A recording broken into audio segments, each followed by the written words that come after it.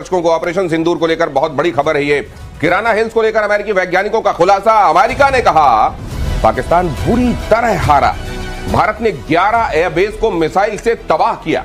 किराना hills पर भी एक विस्फोट हुआ, भारत से खुद को नहीं बचा सकता था पाकिस्तान।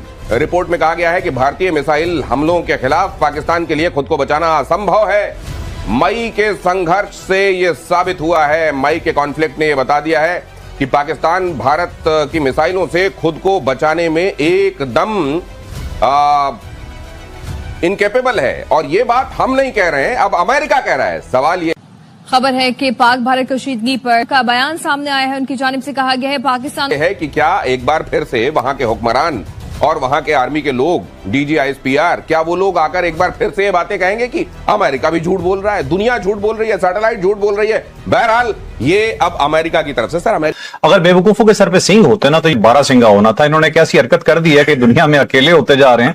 इन्होंने अब सदर ने एक पैगाम लिख दिया, लेकिन उस पैगाम के मतलब बहुत सारे बनते हैं। लेकिन बात ये पैगाम नहीं है, बाकायदा एक धमकी है, बाकायदा एक फैसला है जो अमेरिका ने सुना दिया है। इस वक्त परेशान है कि जवाब इसका क्या दे, इसलिए मुंह बंद करके बैठा है। ये पूरी वाशिंगटन जहाजेब अलीम हमारे साथ मौजूद हैं, तफसीलात उनसे हासिल करते हैं। बताइए कि जहाजेब मजीद क्या कहा गया है। अमेरिका को इस समय तो बड़ी प्यार की पींगे मर रही हैं दोनों के बीच में, तो कम से कम रहने देता अमेरिका भी। ये रिपोर्ट क्यों लेके आ गया? देखिए, अमेरिका में ये जो है उनका रिसर्च फाउंडेशंस के अंदर से ये रिसर्च आ रही है और वो हर एक बात आप देखिएगा बहुत करीब सटीक बताते हैं। उन्होंने क्या सटीक बता दिया कि 11 तो हम जो बोल रहे थे वो तो गया ही। उसके बाद किराना हिल्स में भी आपका न्यूक्लियर जो है, और बोलते हैं कन्वेंशनली पाकिस्तान कभी ऐसा नहीं कि इसी में हुआ, कभी कर नहीं पाएगा, भारत को रोक नहीं पाएगा, इसलिए वो भागता है परमाणु की तरफ। तो दुनिया के जितने वॉर एक्सपर्ट्स हैं, दुनिया में जिनको माना जाता है, जिनके कहे हुए को दुनिया सुनती है, वो अमेरिका की रिपोर्ट, ये तमाम लोग चीख पुकार कर ये कह रहे हैं कि देखिए कितनी बुरी तरह से पाकिस्तान को मार पड़ी थी।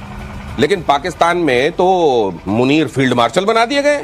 फिर हिलाली साहब, आपको क्या लगता है एक नया मंसूबा सामने आ रहा है, ज़ाहिर है जुड़ा हुआ है, बट क्या चीज़ है जो इसे इतनी शय दे रही है, इतना फैसिलिटेट कर रही है?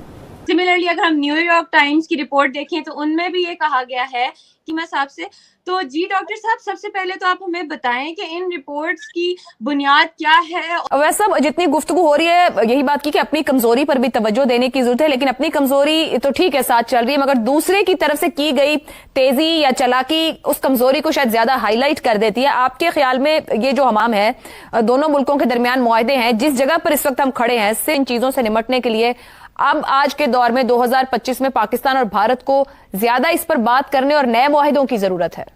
इसीलिए बार बार ये कहा जाता है कि जब अमेरिका जैसी सुपर ताकत किसी मुल्क के साथ दोस्ती और यकजहती का इजहार करती है, हमें भी बतौर पाकिस्तानी जरा थोड़ा सा कॉन्शियस होना चाहिए जज्बाती होने की बजाय। पाक भारत जंग देखें, एक तो जो अमेरिकी सदर ट्रंप हैं वो बहुत से बड़े रहनुमाओं की तरह यू टर्न लेने के मास्टर हैं। के बाद भारत और अमेरिका के ताल्लुकात काफ़ी खामोश दिखाई दे रहे थे और कहीं से कोई पेशरफ्त हो नहीं रही थी, कोई टेलीफोनिक रब्ता हो नहीं रहा था। यहाँ तक कि नरेंद्र मोदी जब चीन गए तो उस वक्त अमेरिकी सदर ने अपना दौरा भारत भी मुलतवी किया, और उसके बाद अब जो सदर की जानिब से सामने आया है उससे कई सवालात जन्म ले रहे हैं। मैं चाहती हूँ कि सलमान आबिद साहब, आप ज़रा ये बताएं कि क्या वाकई एक बार फिर से अमेरिका और भारत के दरमियान दोस्ती हो सकती है? इन इकोनॉमिक ट्रेड के अंदर तो वो भारत के साथ भी जाने के लिए तैयार है। तो मैं ये समझता हूँ कि पाकिस्तान के लिए भी थोड़ा सा एक कॉशन है कि हम हाली की तरफ गए। और मैंने इसी प्रोग्राम में परसों कहा था कि कुछ सफारतकार हिंदुस्तान से और अमेरिका से ताल्लुकात की बेहतरी के लिए काम कर रहे हैं। तो अगर ये आगे बढ़ते हैं तो फिर देखना होगा कि इसकी शक्ल क्या होती है। और दुआ देखें, ये बड़ी एम्बैरेसिंग सिचुएशन है, फ्रेंकली स्पीकिंग। एम्बैरेसिंग इसलिए कि पाकिस्तान और अमेरिका के जो ताल्लुकात हैं वो हम तो यहाँ पे कह रहे हैं बहुत ज़बरदस्त हैं, बहुत कुछ है, और हम यहाँ पे ये भी बात कर रहे थे कि शायद पता नहीं अमेरिका जो है वो पाकिस्तान को इंडियन लेंस से देखता है, अफगानिस्तान लेंस से देखता है, किस लेंस से देख रहा है, चाइना लेंस से देख रहा है। एक तो जारी बात है हमें यही नहीं पता कि हमें वो किस लेंस से देखते हैं। कहा तो यही जाता है जी बायलैटरल रिलेशंस हैं, लेकिन जारी बात है कि अगर ये, लेकिन खतरनाक बात यह है कि पाकिस्तान के जो एम्बेसडर हैं टू US, रिजवान सईद शेख, उन्होंने स्टेट डिपार्टमेंट से रब्ता किया है। क्यों राब्ता किया? पहला सवाल तो ये है। आप राब्ता तभी करते हैं जब दाल में कोई काला होगा।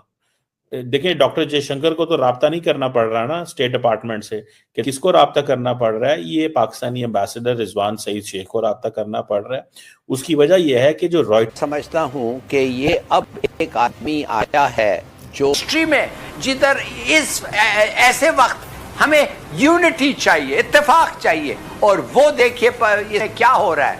तो क्या आप और मैं ये नहीं पूछ सकते कि ऐसे टाइम पे ये होना, ये तो हमें डिवाइड कर रहे हैं, डेमोक्रेसी नहीं चल रहा है, हमें इत्तेफाक नहीं, नफरत फैल रहा है। तो मेरे ख्याल में कुछ करना चाहिए, नहीं तो ऐसा नफरत फैलते जाएगा तो हम वैसे ही खत्म हो जाएंगे, वैसे ही डिसॉल्व हो जाएंगे। की रिपोर्ट आई है पहले, ये देखें, ये थोड़ा सा टेक्निकल चीज है। अब आपको ये समझना पड़ेगा कि ये जो अखबारें हैं, राइटर्स है, जो न्यूज एजेंसी या न्यूयॉर्क टाइम्स जो है, ये ऐसे बात नहीं करते, ठीक है ना जी। इनको प्रॉपरली इनकी खबरें होती हैं। जब फाइनेंशियल टाइम्स या फॉर एग्जांपल राइटर्स न्यूयॉर्क, देखिए इनको सबसे बड़ा प्रॉब्लम ये होता है कि इनकी स्टोरी की बैकफायर ना कर जाए, इनको ये बड़ी इशू होता है। अब पाकिस्तान का शुक्रिया अदा कर रहे हैं और कह रहे हैं जनाब thank you Pakistan, to the government of Pakistan, this that, और ये चीज। और आज हमें क्या हमें मिला इस सब कुछ का, कि आज अगर अमेरिकी हुकूमत हमें इस एंगल से देखती है, ठीक है, पहले ही वो आपको पता है वो अरबों डॉलर का असला अफगानिस्तान में छोड़ के चले गए हैं, और उस असले की बिना के ऊपर जारी बात है